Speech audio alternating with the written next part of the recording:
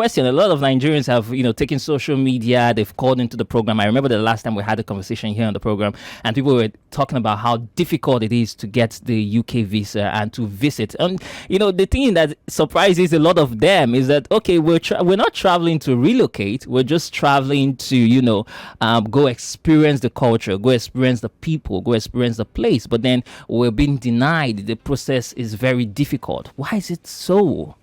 Well, I think there's a lot of myths about visas out there. So, first of all, most visa applications given, especially for tourism, are granted. But there are kind of ways that you can kind of improve your chances. So the first is make sure that you apply well in good time. I know I do this all the time sometimes. I forget about applying for a visa and I'm very last minute. And if you're last minute, that makes it difficult for a UK visa clearing officer to kind of do that. You can apply for a visa up to 3 months in advance. So if you've got a holiday planned, you've got a holiday booked, just apply for the visa. You can do it 3 months in advance. The second bit of a myth is that you kind of have to use an external agent to go and get your visa. Absolutely not. Apply for it directly. The best person that knows you and the best person who's going to get that visa is yourself. So provide all the information, which you best have. Don't use an agent, and you'll be able to kind of have a much better chance. A lot of agents will make mistakes. You have a much better chance of doing it yourself and getting a successful visa.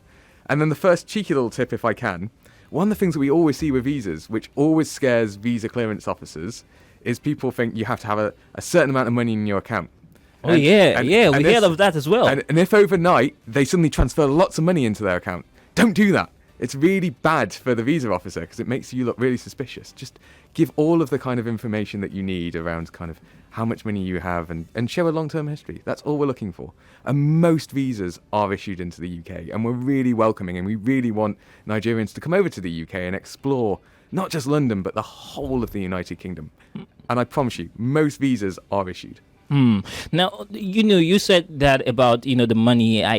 It's very great that you even touched on that, because I was going to get there, because we have these myths out there. I don't know who's spreading the information out there that you have to have, lots of money. But is there like a benchmark for that? Absolutely not. No, there's no benchmark of how much money you have. You just need to be able to show that you have enough money to cover your expenses whilst you're in the UK.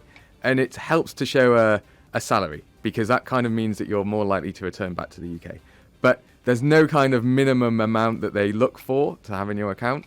It's just a certain amount to be able to kind of cover your expenses. If you had less than £5 in your account but wanted to stay at the Ritz, for example, then maybe a UK visa clearing officer would be suspicious of that, because how are you going to pay for your hotel?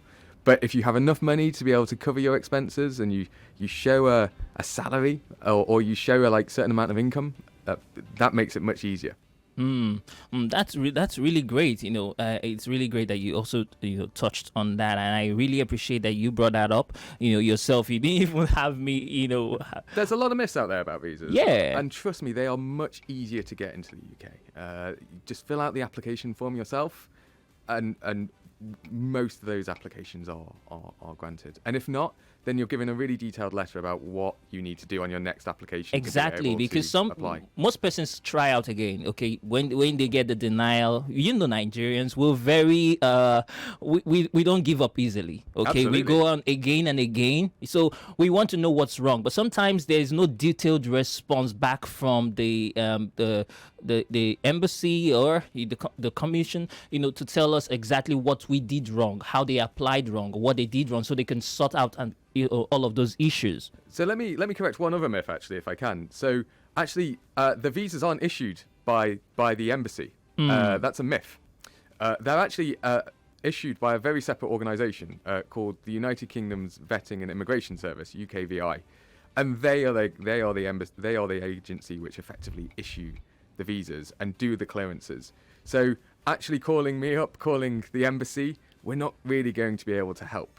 You have to kind of follow up with UKVI, and all of their contact details are on gov.uk, and they're very transparent. If you call them and say, look, why haven't I got this application? You will always receive a letter to say, I'm sorry, your visa in this case has been denied, and it will give you a reason, and there's usually follow-up information where you can kind of follow. But just to correct that myth, it's really not my embassy or the Deputy High Commission. Yeah. So there's please don't turn up at my gates. We're not able to kind of help you. All right, thank you for setting that out. I'll go back again to what you said, as regarding people applying themselves. If you check a lot of countries, they're trying to make the visa processes easier. A lot of people do not come up. I'm just speaking from my own experience because I see a lot of people stand at the gates, visa processing gates, a long queue, and they're trying to process all of this. They're trying to submit their documents and the likes. But we've seen most countries come up with better ways for people to apply, which is the e-visa processes. Is the UK looking at that very way, because that would be able to help people apply themselves? Absolutely. So the UK is going to start rolling out e-visas. So we're going to be rolling out e-visas for students and another type of visa in the summer, and in the longer term, this year. And then next year, we're going to be hopefully rolling out for all visas. But obviously, that takes a little bit of time to come online. So across the world, they're starting to be rolled out. And hopefully by next year, they'll come to Nigeria. Because you're right, that will make it so much easier. You'll still have to go in to provide your biometrics, so your fingerprints and do a documentation. But there's lots of centres across Nigeria where you can do that. There's 2 here in Lagos, there's Port Harcourt, there's others. So that's easy. And then, yes, you're right. It'll just be an e-visa, so you don't even potentially have to give up your passport. How long have you been in Nigeria now? So I haven't been here for that long, actually. So this is my first rainy season. So I've only been here since October. Oh, wow. So tell me about your experience, exploring Lagos. Oh, well, Lagos is fantastic. I mean, it's such a cultural hub, right? I mean, there's so much going on in Lagos. My one great regret is I was here in October, but I slightly missed Artex. And I really want to try and do that this year, because it was our foreign secretary managed to go to Artex. It was his first visit, I think, to Africa. He came to Nigeria, so I organised it, but then I didn't get to go see it myself, which is a great shame. So this year, it's my plan to go and see Artex. All right. I'm very, very sure you have great time there. But tell me the specific places you've been to in Lagos that you really enjoyed. Well, so I really enjoy. So tonight I'm going to go see Maid Kuti over in Batory, which I really, really love going. I love exploring the kind of music scene. But actually, one of my great joys is getting outside of Lagos. Lagos is fantastic, right? Mm-hmm. But I actually really like getting on that train. So far I've been getting on the train to Ibadan. That's the kind of furthest I went. I went up to Abeokuta. My partner came to Nigeria for the first time about a month ago, and I took her down to Abeokuta to see the rock. Oh, the Olumo Rock in Abeokuta. The Olumo Rock. It was fantastic. Wow. It was really great. And I went up to the IITA in Ibadan.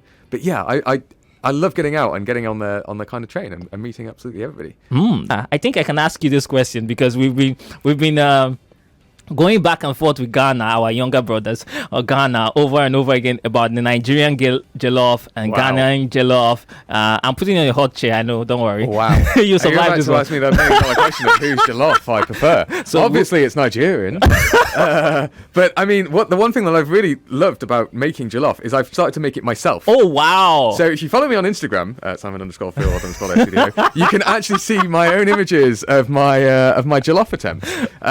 So I've made it. So not only have I made jollof rice, one time I made it for my colleagues and they said I'd undercooked the rice. Second time for Africa Day, I think I absolutely smashed it. It was perfect. So then I thought, well, how else can I improve on this? Of course, the next natural step is jollof spaghetti, right? Wow. That's when I knew, right? That's when I think I knew I conquered the sauce.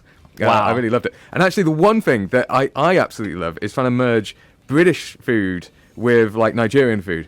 So I, to great success, I think, some people that may have disagreed, I merged Chinchin with British crisp flavours. Wow. So imagine having a Chinchin with cheese and onion. Doesn't that sound like the dream? Or like a salt and vinegar Chinchin. Okay, so now because the adventurer in me is like, okay, you need to try that. I need to try that and then tell you exactly my opinion about it. I honestly think there's a big market out there. So, I'm hoping to bring it back home and sell it. That's going to make me my millions. Because I reckon the UK market is massively in for Chinchin. I have this question here from AY. He's taking us back a bit, but let's take this question. He says, hi, Manuel. The issue of visa is not as the rep with you is saying. I'm in the UK and I've invited my sister-in-law to visit me and my family, especially her niece and nephews. But they haven't been, that she hasn't seen since birth. But they've been denied twice after providing all documents as appropriate. How would you respond to that? So I think it's really difficult. So I cannot speak on individual cases just because I don't have enough background. And what I would suggest is look at that letter that UKVI will have sent you, which will explain why you haven't returned.